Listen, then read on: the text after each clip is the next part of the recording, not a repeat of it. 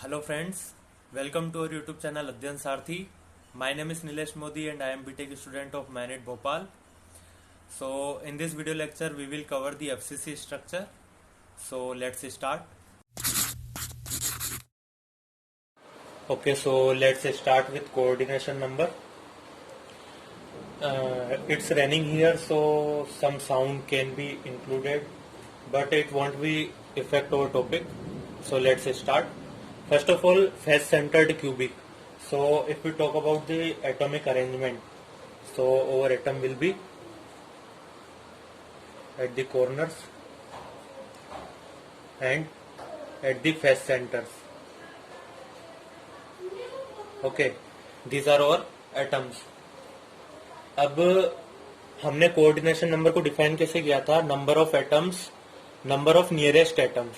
Okay, so अगर इस atom को हम देखें अगर, तो इससे इस एटम की डिस्टेंस कितनी है?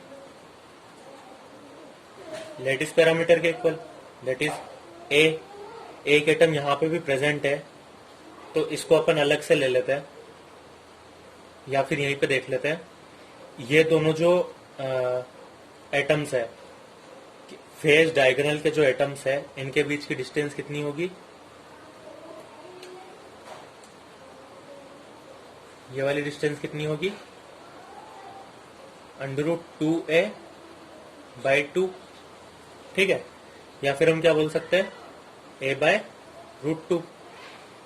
अब देखिए जरा, ये जो एटम है, ये एटम से इसके बीच की डिस्टेंस भी अपन देख सकते हैं, या फिर इस एटम के बीच की डिस्टेंस भी. तो हम इस एटम को कंसिडर करते हैं, इस एटम और इस एटम के बीच की डिस्टेंस को हम कैलकुलेट करते हैं. ओके,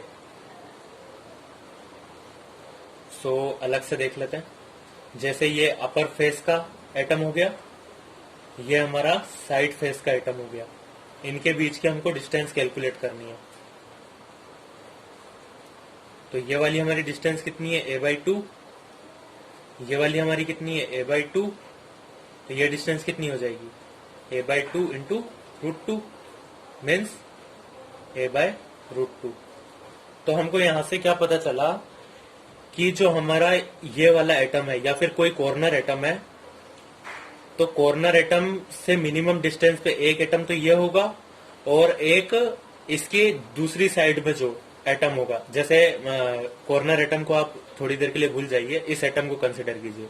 तो इस एटम से मिनिमम डिस्टेंस पे एक कॉर्नर एटम भी है और एक अपर साइड जो अपर फेज है उसका एटम भी है. तो अगर हम कोऑर्डिनेशन नंबर कैलकुलेट करेंगे तो कैसे देखेंगे? जैसे ये हमारा एटम है, ये वाला, ठीक है. तो इस एटम से एक एटम हमारा कॉर्नर का एटम अटैच हो रहा है, 1 2 3 4. ओके, फिर अब एक अपर साइड का, अब इधर की अपर साइड से भी है, एक इधर की अपर साइड में भी एक एटम होगा. ठीक है, ऐसे ही साइड, जो साइड फेज होगी, ऐसे ही दो एटम यहां पे होंगे साइड फेज के, इनसे टच होगा. ऐसे ही एक एटम बॉटम फेज पर होगा. तो अब इनको कैलकुलेट कर लेते हैं. कितना है? 1 2 3 4 5 6 7 8 9 10 11 12.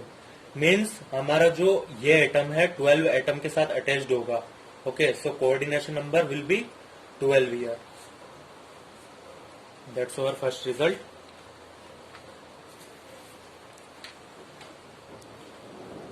Now come to the relation between lattice parameter and radius of an atom. So for the deriving this relation, we will take only single phase of atom. For that it will be easier to us. So atoms are there. Okay, and phase center also. That is our atomic arrangement, but that's not real atomic arrangement. That is like touching each other. Okay, so if we talk about this diagonal, so our atom will be like that.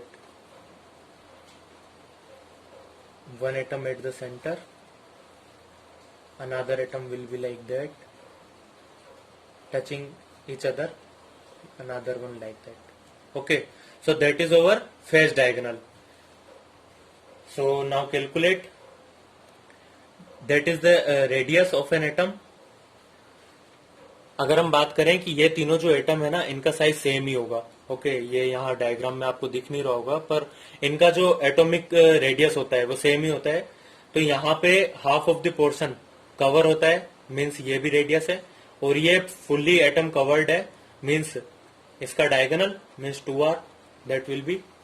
सो और इसकी जो length होगी इस diagonal की, ये length कितनी होगी, √2 times a.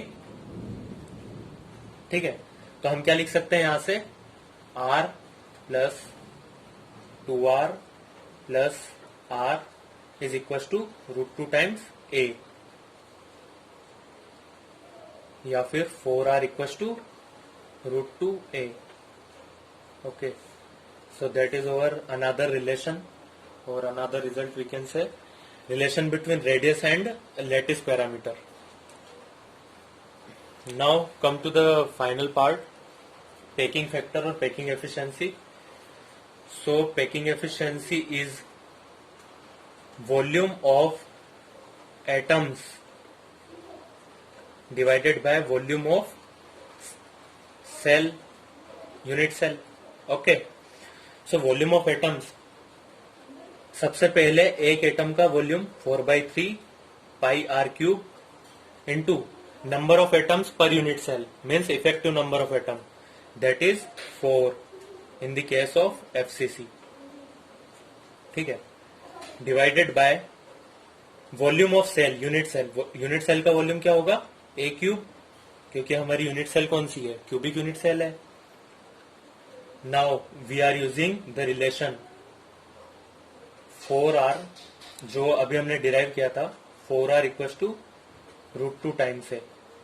ठीक है, तो इसको हम यहाँ पे यूज कर लेते हैं.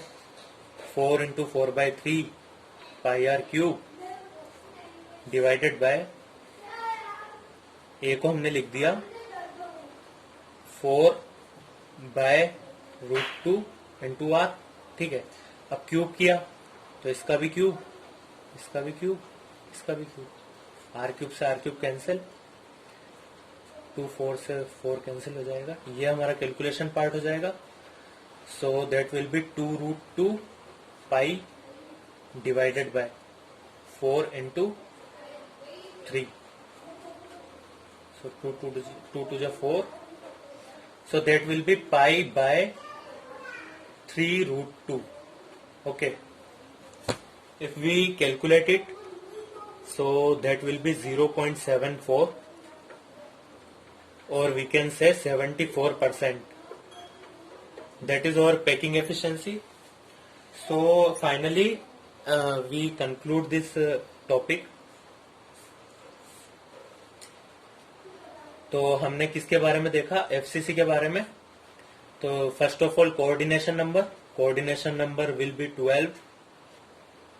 Then relation between A and R, so that is 4R equals to √2 times A. In the last we have seen packing factor or packing efficiency, that is 74%. हमने जो पिछली बीसीसी और सिंपल क्यूबिक देखा था उसमें सबसे ज्यादा पैकिंग एफिशिएंसी इसकी होती है. ठीक है, I hope you enjoyed this lecture very well, and from the next lecture we will see the atomic arrangement in 2D and 3D. Okay, so please continue. Thank you guys. Please like, comments and share.